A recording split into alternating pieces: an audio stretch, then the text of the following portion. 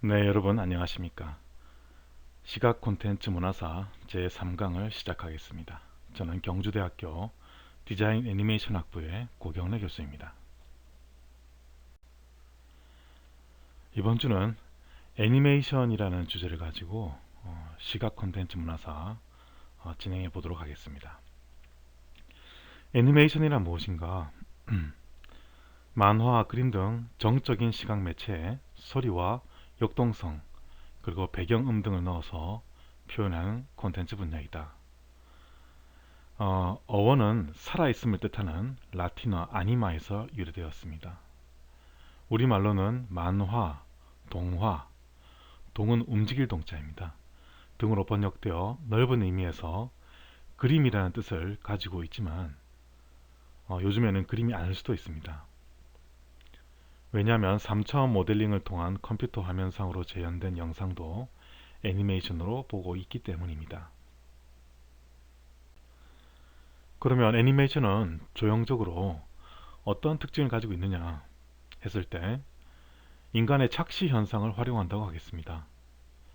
서로 인과관계가 있는 수많은 장면들을 빠르게 넘기면 관람자는 그것이 움직이는 듯한 착시 현상을 일으키게 됩니다. 즉 조금씩 다른 모습의 여러 장의 화면을 연속 제작하여 움직이는 것으로 보이게 하는 영화와 같은 종류의 기법이라 하겠습니다. 또한 애니메이션은 오페라와는 다른 차원의 종합예술이라고도 볼 수가 있습니다. 우리나라에서는 N이라는 말을 쓰는데요. 한국에서 애니메이션에 관심이 많은 사람들이 주로 사용하는 약칭입니다. 그리고 일본에서는 아니메라고 하는 용어를 많이 쓰는데요. 다른 말로 도가라고도 합니다. 도가, 동화, 움직일 동자, 동화인데 일본어는 도가입니다. 특별히 일본 애니메이션은 재패니메이션이라고 칭하기도 하는데요. 일본을 뜻하는 재팬과 애니메이션의 합성어로서 일본에서 만드는 애니메이션을 지칭하는 말로 사용되고 있습니다.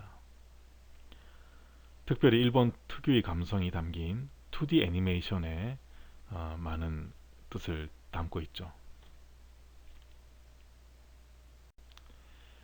애니메이션의 기원과 발전을 보도록 하겠습니다. 오늘날 우리는 실물 촬영이죠. 사진기나 영상기로 실물 촬영하는 것, 실사에 버금가는 수준의 높은 퀄리티 애니메이션을 향유하고 있습니다. 하지만 애니메이션의 시작은 선사시대의 인간이 동굴벽에 남긴 살아 움직이는 듯한 동물 그림으로 볼 수가 있습니다. 당시의 부족의 안전과 먹거리 사냥을 기원하는 샤머니즘 의식 중에 횃불로 비추인 그림에서 마치 살아있는 듯한 움직임을 재현하고 싶은 의식이 작용했을 것이라고 생각됩니다. 이러한 인간의 오랜 욕망은 역사 속에서 애니메이션의 다양한 기법과 기술의 발전을 가져오게 했습니다.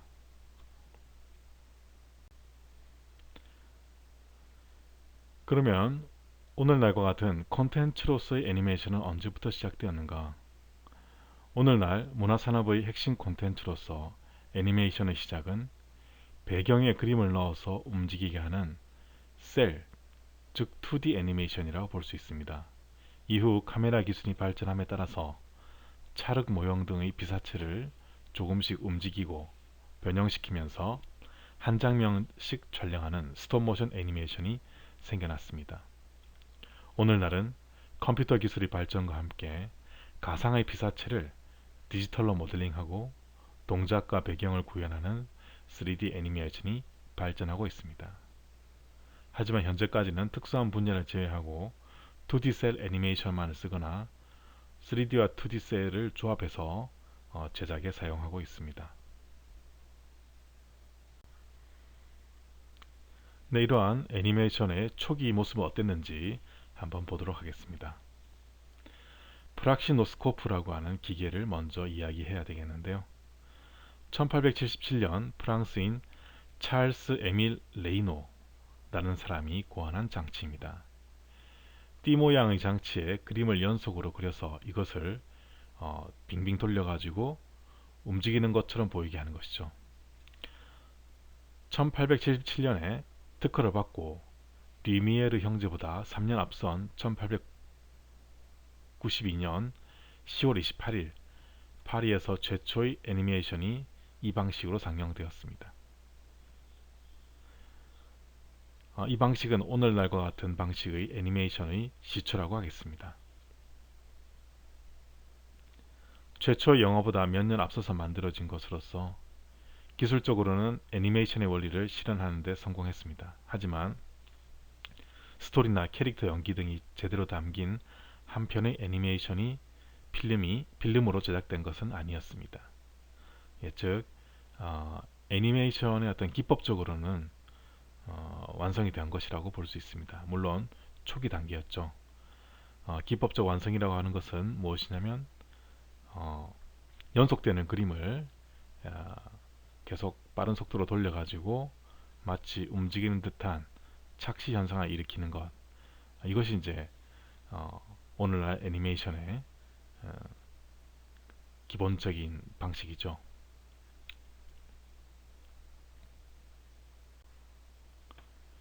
네, 찰스 에밀 레이노에 관한 간단한 소개가 나와 있네요. 그는 1884년 12월 8일 날 태어났고요. 그리고 1918년 1월 9일 날 돌아가셨습니다. 그는 프랑스인으로서 과학 선생님이었고요. 그리고 영사들은 움직이는 만화 필름의 첫 장시자라고 되어 있습니다.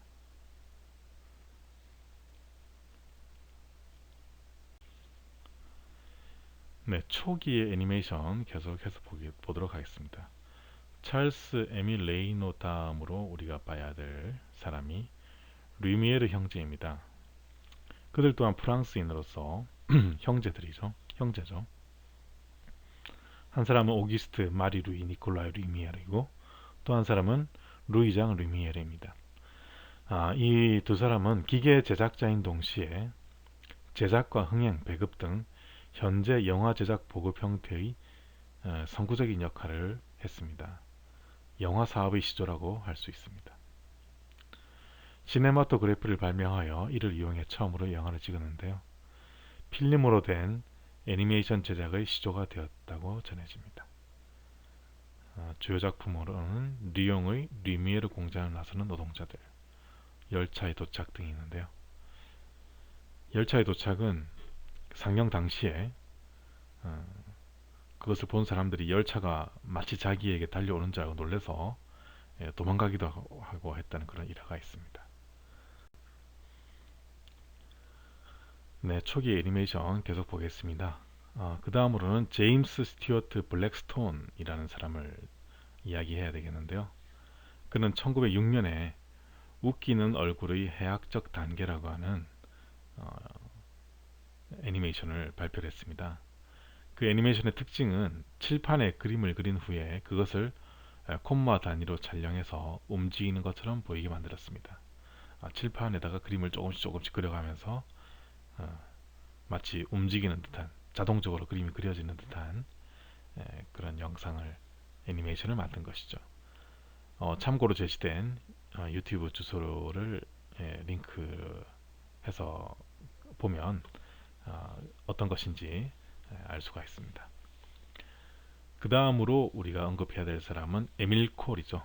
그는 1908년에 판타스마고리아라고 하는 애니메이션을 발표했습니다. 이 또한 위에 웃기는 얼굴의 해학적 단계와 좀 비슷한 느낌의 애니메이션인데요. 종이 위에 그림을 그린 후 그것을 연속 촬영해서 움직이는 것처럼 보이게 하는 영상을 만든 것입니다. 일부에서는 현대 애니메이션의 시작을 이때부터다라고 보기도 합니다. 참고로 제시된 유튜브 링크를 연결해서 보시면 어떤 것인지 알 수가 있습니다. 그리고 이제 미국으로 넘어가 있는데요. 미국의 윈저 맥케이 또한 초기 애니메이션 시대에 활약했던 사람이죠. 1900년대 초 미국 시카고의 신문사파가와 만화 제작자로 유명했던 사람입니다. 그림을 그려서 종이 위의 캐릭터들이 살아 움직이는 것처럼 보일 수 있다는데 주목을 해서 작업을 한 것이죠. 캐릭터의 성격과 연기를 이용해서 스토리를 이끌어 나가는 피처 애니메이션을 시도했습니다. 본격적인 애니메이션 스토리가 있는 미국 등지에서 애니메이션 필름의 본격적인 시초로 여겨지고 있습니다. 미국에서는 이 사람을 애니메이션의 시초로 여기고 있다는 것입니다. 대표작으로는 1911년의 작은 이모, 1914년의 공룡 거티가 있는데요. 참고로 제시된 유튜브 주소를 링크하면 어떤 것인지 확인할 수 있습니다. 네, 그러면 초기 애니메이션 시대에 아시아에서는 어떤 움직임이 있었는지 보도록 하겠습니다. 아시아 최초로 제작된 애니메이션은 1917년에 문지기 이모가와 무쿠조라고 하는 것인데요. 일본 애니메이션입니다. 이런 작품이 나오기까지는 몇 가지 배경이 있었는데요. 당시 일본으로 수입된 서양 애니메이션의 영향이 있었다고 하겠습니다. 이 애니메이션을 모방해서 제작한 것이 바로 문지기 이모가와 무쿠조라고 하겠습니다. 1914년 4월 15일 도쿄의 제국관 극장에서 영국 애니메이션 Isn't It Wonderful 이라고 하는 작품이 개봉되면서 일본 문학에는 굉장히 놀라움을 금치 못하는 상황이 되었죠. 그러면서 이제 곧바로 일본도 애니메이션을 제작해야 된다라고 하는 주장이 나오면서 제작에 착수하게 됩니다. 하지만 지금까지 한 번도 해본 적이 없었던 새로운 일이라서 이거를 화가가 해야 될지 문학가가 해야 될지 당시로서는 이 신종 매체를 흉내낼 수 있는 적임자가 없는 상황에서 도전장을 띄운 것은 바로 만화가였던 시모가와 헤코텐이라는 사람이었습니다. 시모가와 헤코텐은 다른 발음으로 시모가와 오우텐이라고도 합니다. 일본에서 신문지면에서 사회를 풍자하는 시사 만화가란 직분이 처음으로 생겨나기 시작할 무렵에 일본 근대 만화의 아버지로 불리는 기타자와 라쿠텐의 직계 제자였던 사람입니다. 네, 시모가와 헤코텐, 시모가와 오텐의 얼굴이 보이네요. 네, 왼쪽은 젊었을 때의 얼굴이고 오른쪽은 이제 좀 더 성숙한 뒤에 자기 자신을 만화 캐릭터로 이제 얼굴을 표현한 것으로 볼 수 있겠습니다. 캐리커처 같은 거죠. 젊었을 때의 얼굴 보니까 굉장히 자신만만하고 도전적인 어떤 모습이 보이네요. 그래서 만화가로서 일본에서 처음으로, 동양에서 처음으로 애니메이션에 도전하는 그러한 일을 했습니다. 그렇다면 이렇게 일본에 초기에 큰 영향을 주었던 Isn't It Wonderful은 어떤 것이었을까요? 아시아에서 최초로 상영된 애니메이션이라고 볼 수 있겠고요. 아시아에서 만들어진 건 아니지만 서구에서 만들어진 거지만 최초로 상영된 애니메이션이라고 볼 수 있겠습니다. 이 애니메이션은 짱구의 새 수첩이라는 타이틀로 번역되어서 일본에서 상영되었는데요. 기타자와 라쿠텐, 이 시사신보, 신문이죠. 시사신보 일요일판에 연재하던 시사만화 철부지와 짱구의 주인공이었던 데코보의 인기에 영합해서 붙여진 타이틀이라고 합니다. 이로 인해서 이후에 일본에서는 외국 애니메이션이 개봉될 때 어떤 형태로든 짱구, 그죠? 데코보와 관련된 부제가 붙는 것이 유행처럼 번지기도 했습니다. 이렇게 Isn't It Wonderful 상영 이후 일본에서 개봉된 외국 애니메이션은 1914년에 6편, 1915년에 22편, 1916년에 18편 등으로 매우 인기를 누렸습니다. 특히 미국의 존 랜돌프 블레이가 제작한 희자 대통령 시리즈는 3년간 8편이나 공개가 될 정도로 인기가 있었습니다. 그래서 그 만화의 강국이라고 하는 일본이 이렇게 움직이는 만화, 애니메이션, 당시는 도가 동화, 도가에 굉장히 매료되었다는 것이죠.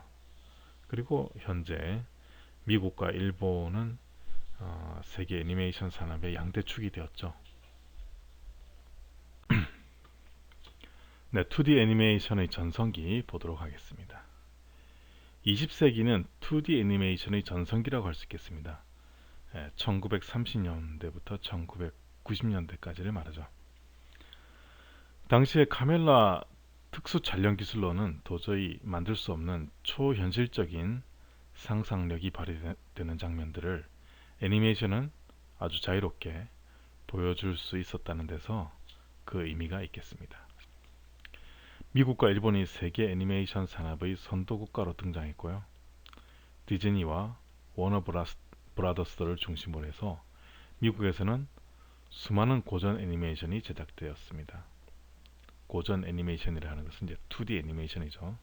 2D의 어떤 퀄리티가 높은 애니메이션들을 말합니다.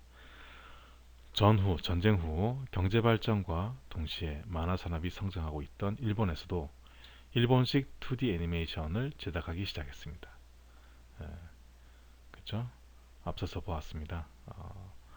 서구의 애니메이션에 아주 열광하고 일본도 그런 애니메이션을 만들어야 한다라고 하는 그런 요구 속에서 일본의 한 젊은이가 그렇죠?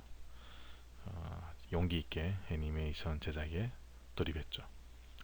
그리고 유럽에서도 영국, 프랑스, 벨기에, 스페인 등을 중심으로 애니메이션이 제작되었고 호주나 캐나다에서도 나름 애니메이션이 만들어졌습니다.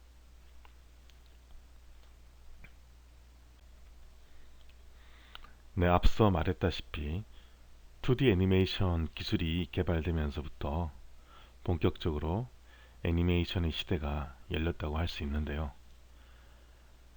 지금은 이제 3D 애니메이션 기법이 발전하고 있습니다. 컴퓨터 기술력이 점점 발전함에 따라서 제작 방식이 2D 아날로그에서 디지털로 변경되어 가고 있으며 최근에는 고속도로 발전해 가고 있는 3D 그래픽 기술을 이용해서 퀄리티 높은 애니메이션이 제작되고 있습니다. 첫 번째 풀 컴퓨터 그래픽을 이용한 TV 시리즈 애니메이션은 1994년 초에 방영을 시작한 프랑스의 인섹터라고 하는 것입니다. 밑에 그림이 보이네요. 그리고 특이한 사항은 이러한 컴퓨터 애니메이션 시대에 우리는 OSMU라고 하는 것을 생각할 수 있습니다. 즉 One Source Multi Use라고 하는 것인데요. 오늘날 상업적인 애니메이션 업계와 장난감 업계가 밀접한 관계를 형성하는 것을 예로 들 수 있습니다. 하나의 인기 있는 컨텐츠가 나오면 덩달아서 관련된 산업들도 같이 좋은 일들이 일어나는 것을 말하죠. 성인 대상 애니메이션 작품도 피겨 업계와 접점이 생기고 있는 한편 어린이뿐만 아니라 전 연령대의 대상 작품은 장난감 업계와 불가분의 관계를 맺고 있고 장난감뿐만 아니라 문구류라든지 의류라든지 확장의 범위는 무궁무진하게 열려 있다고 하겠습니다. 네, 애니메이션의 종류와 기법을 보도록 하겠습니다. 우선 유통 방식에 따른 분류를 보겠습니다. 첫 번째는 TV 방영용 애니메이션을 들 수 있겠습니다. 이것은 TV에서 방영하기 위한 목적으로 제작한 것을 말합니다. 보통 25분 정도의 시간으로 일주일에 한 편씩 13주 정도 연속해서 방송할 수 있는 분량을 한 단위로 해서 방송을 합니다. 흔히 말하는 TV 시리즈라고 하는 것입니다. TV 시리즈 애니메이션 이런 것들입니다. 그 다음은 저장 매체 배급용 애니메이션을 들 수 있겠는데요. 여러 가지 저장 매체가 있죠. CD, DVD 이런 것들이 있는데 또 예전에는 VHS, 최근에는 블루레이 디스크 이런 것들이 있습니다. 이것에 담겨져서 판매되거나 대여되는 애니메이션을 말합니다. OVA 또는 OAV라는 것이 있으며 이것은 한 편의 길이는 TV 시리즈와 비슷하나 전체적인 분량은 유동적이라고 하겠습니다. 다음은 극장용 애니메이션을 들겠습니다. 극장에서 상영할 목적으로 제작한 것을 말합니다. 자금과 노력이 많이 투자되어서 완성도가 가장 높은 편입니다. 극장에서 상영할 목적으로 제작되었으나 극장에서 개봉하지 못하고 VHS 테이프나 DVD, 블루레이 디스크 등으로 출시된 애니메이션도 있습니다. 이렇게 유통 방식에 따라서 TV 방영용, 저장 매체 배급용, 극장용 이런 애니메이션이 있다고 하겠습니다. 그러면 제작 기법에 따른 분류를 보도록 하겠습니다. 우선 셀 애니메이션을 들 수 있겠는데요. 가장 오랜 역사를 가진 전통적인 방식이고 굉장히 폭이 넓은 제작 방식이죠. 필름에 그림을 그려놓고 사진을 찍어서 각 장면을 완성하는 방법입니다. 그리고 클레이 애니메이션을 들 수 있겠는데요. 이것은 찰흙으로 만든 모형을 프레임에 맞게 조금씩 움직여가면서 사진을 찍어서 만드는 방법입니다. 그 다음은 페인트 온 글라스 애니메이션을 들 수 있겠는데요. 일반적으로 종이나 필름 위에서 그리는 것이 아니라 유리판 위에 바로 물감으로 그림을 그려서 한 장씩 촬영하면서 만들어가는 기법입니다.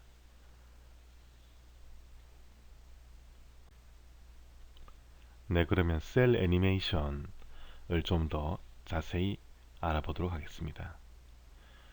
애니메이션 제작 방식 중에서 가장 고전적이며 가장 널리 보급된 방법입니다. 우리가 어린 시절에 TV에서 보아온 대부분의 애니메이션이 셀 애니메이션으로 제작된 것이라고 하겠습니다. 셀이란 말은 셀룰로이드 투명 용지를 사용하기 때문에 줄여서 셀이라는 말을 써서 셀 애니메이션이라고 칭합니다. 화면에 움직이는 부분, 즉 캐릭터나 구름이나 탈 것 등 이런 것들은 투명한 셀에 그려서 움직이지 않는 부분을 그린 배경 위에 겹쳐놓고 촬영하는 방식입니다. 제작 과정에서 분업화, 전문화의 실현이 가능하고 어느 정도 제작 과정을 예측할 수 있습니다. 2000년대 들어서 후반 작업에서는 디지털을 부분적으로 채택하는 추세로 전환하고 있습니다. 즉 스캐닝, 디지털 페인팅, 디지털 합성, 렌더링 순으로 디지털 방식과 아날로그 방식을 병행하고 있습니다. 그런데 점점 더 디지털의 비중이 늘어가고 있는 추세입니다.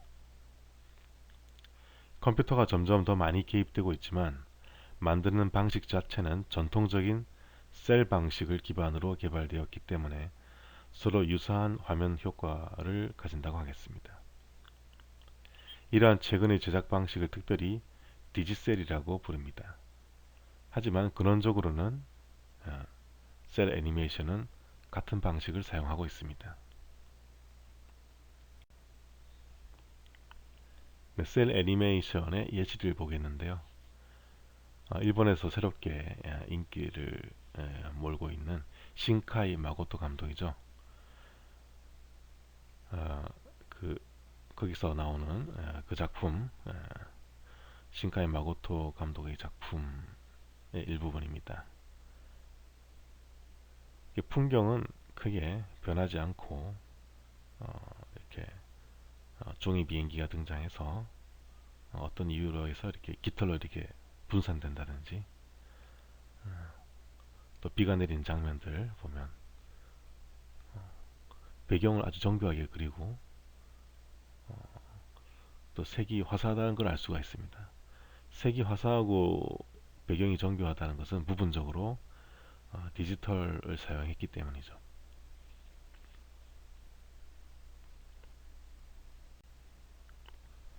네, 그러면 클레이 애니메이션을 좀 더 자세히 보겠습니다. 찰흙과 같이 점성이 있는 소재를 이용해서 인형을 만들고 이 인형의 형태를 조금씩 변형해 가면서 촬영하는 형식의 애니메이션 기법입니다. 즉 오랜 시간 동안 한 땀 한 땀 제작하여 만들어진 영상이라고 하겠습니다. 이때 사용되는 점토는 어, 우리나라에서 생산되는 찰흙이나 이런 것들과는 좀 다른 성질입니다. 클레이 애니메이션의 대표작으로는 윌리스와 그로밋, 핑구 등이 있으며 극장판 클레이 애니메이션으로는 파라노만, 유령신부, 코럴라인, 프랑켄위니 등이 있습니다. 클레이 애니메이션은 소수의 작업자로도 완성할 수 있지만 작업이 까다롭고 오래 걸리며 자유로운 제작이 어려운 한계가 있기 때문에 다른 종류의 애니메이션에 비해서 그 양이 매우 한정적이라 하겠습니다. 네, 클레이 애니메이션의 대표작이라고 할 수 있죠. 윌리스와 그루밋이죠. 영국의 단편 애니메이션입니다. 아주 정교하게 클레이로 대상을 만들어 가지고 조금씩 움직여 가면서 한 장면 한 장면 촬영해서 우리들을 즐겁게 해주고 있습니다.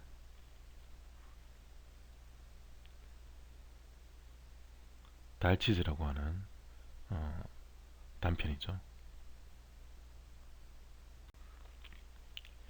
네, 그러면 페인트 온 글라스 기법을 좀 더 자세히 보겠습니다. 말 그대로 유리 위에 그림을 계속 그려가는 기법을 말합니다.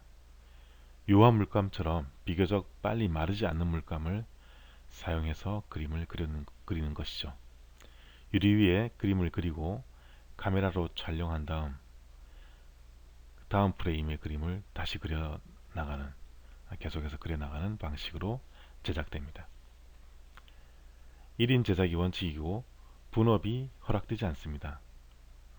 다른 애니메이션 기법들은 공정상 분업이라는 것이 가능하지만 클레이나 퍼핏 3D라면 모델 제작과 애니메이션 작업이 분업이 될 수도 있습니다.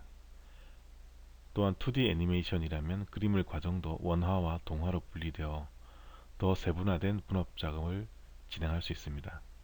그러나 페인트 온 글라스는 분업이 허락되지 않습니다.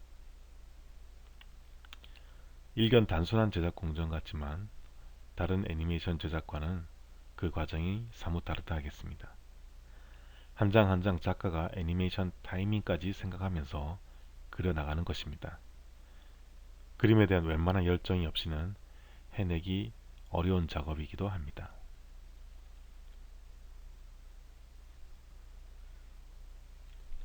네, 페인트 온 글라스 작업을 하는 장면이 나왔네요.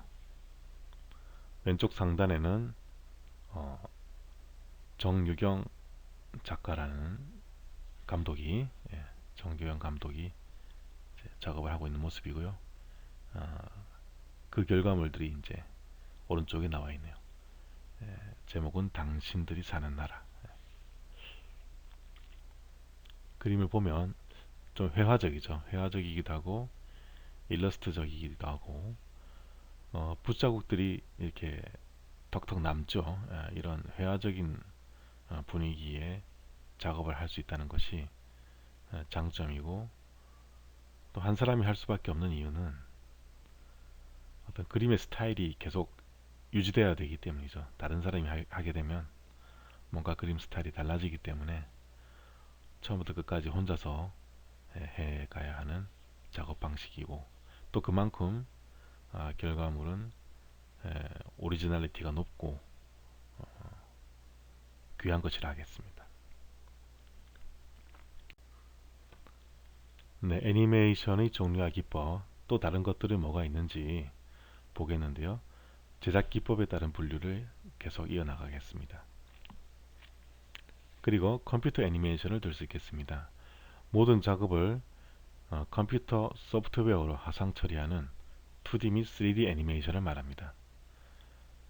3차원 모델을 실제 제작하고 3D 스캔으로 데이터를 생성해서 컴퓨터로 불러와서 작업하기도 합니다.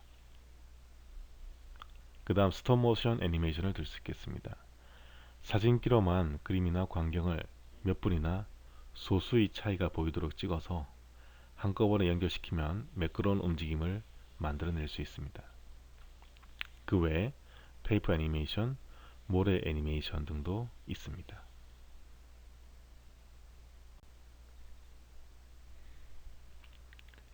네, 그러면 컴퓨터 애니메이션 보도록 하겠습니다. 주로 3차원 애니메이션을 말합니다. 컴퓨터의 계산으로 움직이는 것을 자동 녹화해서 편집한 새로운 방식의 애니메이션이라 하겠습니다. 즉, 정지된 컷들을 연속으로 이어붙여서 착시 현상을 이용한 애니메이션과는 다르다고 하겠습니다. 모든 프레임은 모델링이 끝난 뒤에 렌더링 되어야 합니다. 발전하는 높은 퀄리티 그래픽과 이미 만든 데이터를 작품 전체에 사용할 수 있다는 점이 특징입니다.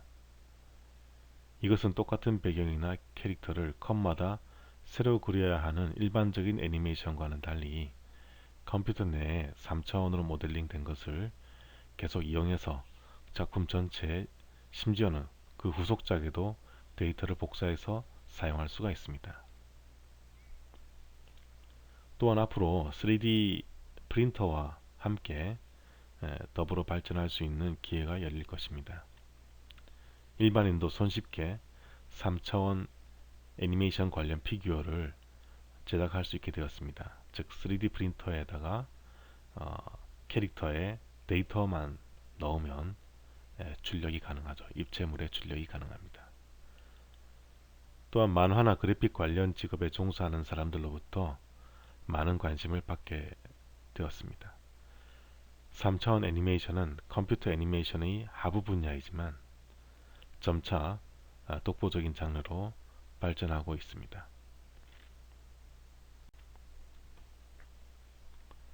네, 3D 애니메이션, 컴퓨터 애니메이션은 최근에 놀라운 발전을 하고 있죠. 라이온 킹 같은 경우 20년 전에, 거의 20년 전에 그 2D로 나왔던 모습과 현재 3D로 나온 모습을 비교해 보면은 3D 애니메이션 같은 경우는 마치 실물을 촬영한 듯한 그런 느낌이 들 정도로 굉장히 어떤 그 정교한 화면을 보여주고 있습니다.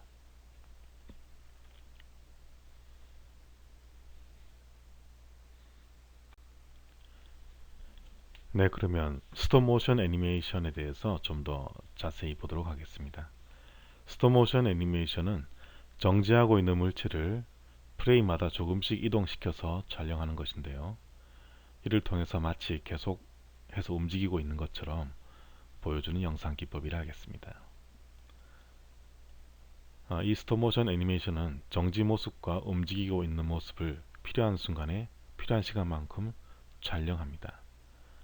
필름 영상은 운동 또는 정지에 관계없이 항상 같은 속도로 기계를 돌리기 때문에 멈춰있는 장면의 경우 해당 영상을 필요한 시간만큼 필름 위에서 묘사하지 않으면 안됩니다. 따라서 애니메이션 영화의 경우는 필요한 순간의 그림을 필요한 시간수만큼 촬영하고 실사 영화의 경우는 한 프레임만 촬영해서 필요한 프레임 수만큼 복사해서 연속해서 붙이는 방법을 활용하고 있습니다. 또한 스톱모션에 있어서 영상 효과는 운동의 정지 그 자체가 시각적인 자극을 유발해서 어떤 영상 효과를 줄 수 있습니다. 어느 순간에 의도적으로 움직임을 멈추게 함으로써 그 순간을 해명하거나 강조하는 기법으로 사용할 수 있다는 것입니다. 아래 유튜브 링크를 참조해 보시면 그러한 작품의 예시를 볼 수 있겠습니다. 네, 그러면 스톱모션 애니메이션의 작업 예시를 한번 보도록 하겠습니다. 왼쪽 상단은 유령신부라고 하는 작품이고요. 왼쪽 하단에는 국내 한 방송국에서 스톱모션 애니메이션에 대해서 소개하는 장면입니다. 캐릭터 하나하나를 한 프레임마다 조금씩 움직여가면서 매끄럽게 동작을 연출하고 있죠. 그리고 오른쪽은 보토스라고 하는 국내에서 제작된 스톱모션인데요. 해외에 수출되고 있는 작품입니다. 캐릭터의 경우 다양한 재료를 사용해서 캐릭터를 만들 수 있고 또한 배경도 만들 수 있는데요. 물론 클레이도 사용할 수 있겠죠. 그래서 클레이 애니메이션 같은 경우도 그 원리는 스톱모션 애니메이션이기 때문에 스톱모션 애니메이션은 굉장히 그 오늘날 활용 범위가 넓다고 하겠습니다. 네, 페이퍼 애니메이션 보도록 하겠습니다. 페이퍼 애니메이션은 한 장의 종이 위에 완성한 그림들을 계속 교체하면서 촬영하는 방식으로 제작합니다. 일견 셀 애니메이션과 유사해 보이지만 크게 다른 점은 배경과 캐릭터를 분리하지 않는다는 점입니다. 아래 유튜브 링크를 참조해 보시면 되겠습니다. 이 페이퍼 애니메이션의 장점은 재료 사용이 매우 자유롭고 아무런 제한이 없다는 점을 들 수 있겠습니다. 즉 종이 위에 표현할 수 있는 모든 재료를 사용할 수 있다는 것이죠. 예를 들자면 색연필, 수채화물감, 콘테, 펜, 연필 등등 모든 재료를 사용할 수 있습니다. 특징은 작가 혼자서 모든 과정을 진행하며 기간이 많이 소요된다는 점을 들 수 있겠습니다. 그렇기 때문에 장점도 있는데요. 창의적이고 순수한 애니메이터의 독자성이 충분히 발휘될 수 있습니다. 그래서 주로 단편 애니메이션의 형태로 제작되는 경우가 많습니다. 이 페이퍼 애니메이션은 자유로운 시각 표현과 환상적인 화면 움직임을 연출하는 데 효과적이라 하겠습니다. 제작 과정에서 캐릭터의 선뿐만 아니라 배경의 선도 모두 변화하게 됩니다. 따라서 미묘한 움직임에서 환상적인 효과를 기대할 수가 있습니다. 이 페이퍼 애니메이션은 상업적인 장편 애니메이션에는 적합하지 못할 경우가 많습니다. 왜냐하면 셀 애니메이션에 비해서 작업이 번거롭고 분업을 하기가 어렵죠. 그리고 흔들림이 없는 선들을 얻어내기가 용이하지 않습니다. 흔들림이 있기 때문에 그런 미묘한 움직임에 의해서 환상적인 효과를 기대할 수도 있는데 또 흔들림이 있어서 어떤 그 분업을 통해서 그죠? 흔들림이라고 하는 것은 한 작가의 어떤 그 그림의 스타일이라고 볼 수 있겠는데 사람에 따라서 흔들림이 적은 사람, 많은 사람 또는 흔들림이 있더라도 어떤 그 모양이 다르고 그런데 그렇기 때문에 이제 작가가 혼자서 해 나가야 되는 마치 그 유리 위에서 그리는 페인트 온 글라스 기법과 유사한 성격이라 하겠습니다. 네, 페이퍼 애니메이션의 예시를 보도록 하겠습니다. 왼쪽은 디즈니사에서 만든 페이퍼 애니메이션인데요. 한 장 한 장 그림을 아주 정교하게 완성시켜 나간 것이죠. 그렇지만 이제 상업적으로 이제 활용될 수 있을 만큼 아주 그 정교하고 매끄러운 선이 연출이 되었습니다. 그리고 오른쪽은 이제 그야말로 종이 위에 그림을 하나하나 그려가지고 연속해서 보는 것이죠. 페이퍼 애니메이션의 원리가 담겨져 있습니다.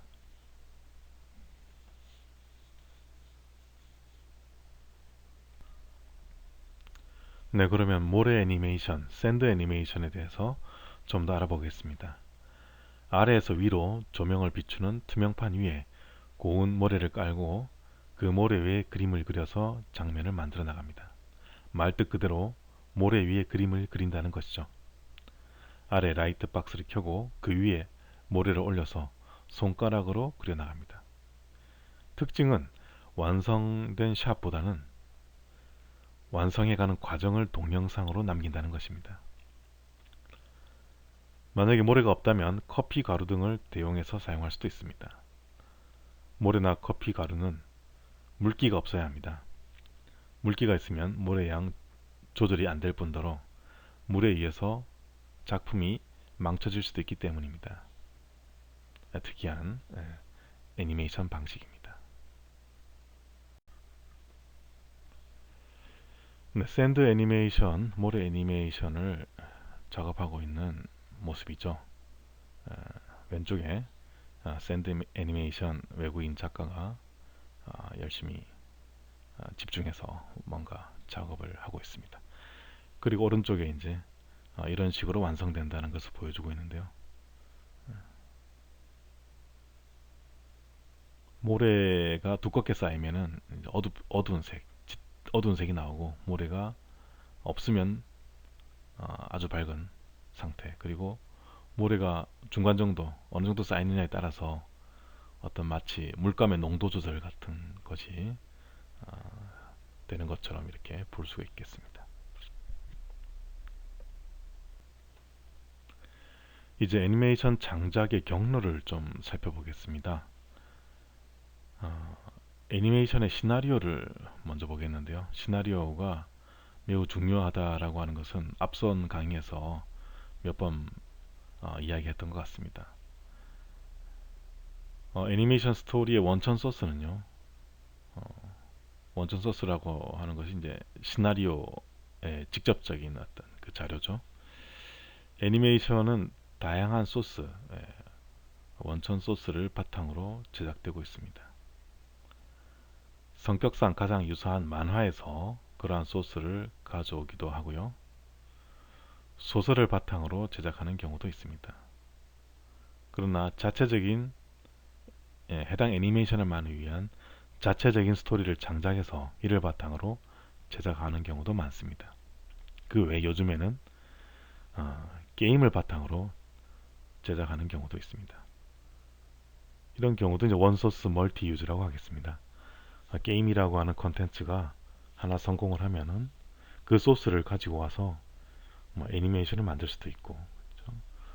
또 애니메이션마저 인기를 누리게 되면은 또 그것을 이용해서 각종 문화 상품을 만들어서 판매할 수 있죠.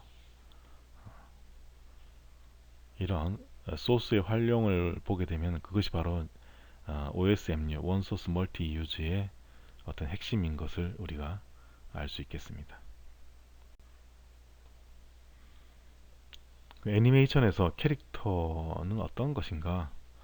캐릭터와 애니메이션의 관계를 보도록 하겠습니다. 캐릭터의 표현 방식은 애니메이션 제작 기법과 밀접하게 연관되어 있습니다. 디자이너는 캐릭터를 미술이나 예술적인 관점으로 바라볼 것입니다. 하지만 프로그래머에게 있어서 캐릭터라고 하는 것은 데이터의 집합일 뿐일 수도 있습니다.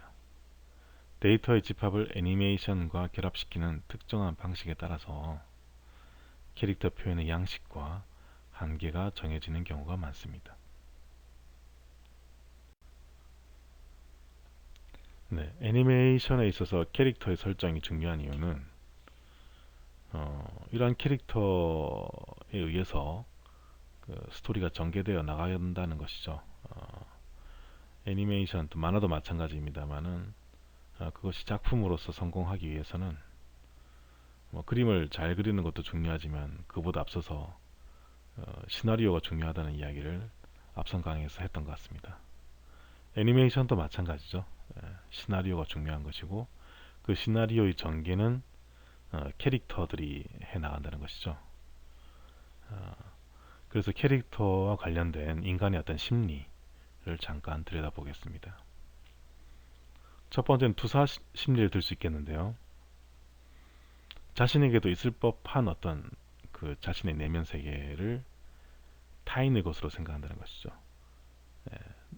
예를 들자면은 관람자 자기 자신에게도 어떤 악당과 같은 시나리오 극 중에서의 악당과 같은 어떤 측면이 있지만 그것을 타인의 나와는 관계없다고 내게 아니라고 생각하는 것 또는 어, 타인이 지닌 자신과 같은 측면을 혐오하는 것 그러니까 극 중에서 애니메이션 속에서 악당이 나타났는데 그 악당이 가진 자기가 비슷한 어떤 측면 이런 것들을 이제 혐오하는 것 이런 것들이 이제 캐릭터 투사 심리죠.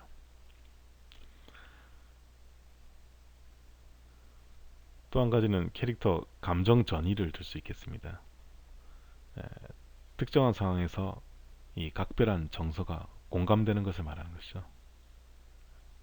어, 극 중에서 어떤 캐릭터가 특정한 상황에 놓였을 때 어, 어떤 생각을 하고 어떤 마음을 기분을 가지게 될지 그것이 이제 느껴지는 것을 말합니다. 어떤 애니메이션의 한 장면과 유사한 요소가 많은 상황이 찾아오면 해당 애니메이션 장면을 보면서 느꼈던 정서가 그 실제 상황에 반영되어지는 현상. 그죠? 에, 자기가 실제로 살면서 내가 옛날에 봤던 그 애니메이션과 비슷한 상황인 것 같아. 라고 이렇게 생각이 난다든지 하는 현상이죠. 또는 역으로 자신이 경험했던 상황이 어떤 애니메이션의 특정 장면에서 캐릭터에게 전이되는 현상. 그렇죠? 애니메이션 속에서 어떤 캐릭터가 직면한 상황이 자신이 예전에 경험했던 것과 이렇게 일치되면서 공감되는 현상이죠. 어, 뭐 이런 식으로 이제 심리학적인 부분까지 파고든다면은 정말 애니메이션에서 할 말이 많아지는데 오늘은 또 이 강의는 이제 시각 콘텐츠 문화사 강의고 해서 어, 핵심적인 것들을 이렇게 개요식으로 이렇게 우리가 보는 것에 중점을 두고 있습니다. 그래서 이번 주 강의는 여기까지 하는 것으로 하고 마치도록 하겠습니다. 여러분 수고 많았습니다. 네, 시각 콘텐츠 문화사 제3강을 마치도록 하겠습니다. 여러분 수고 많으셨습니다.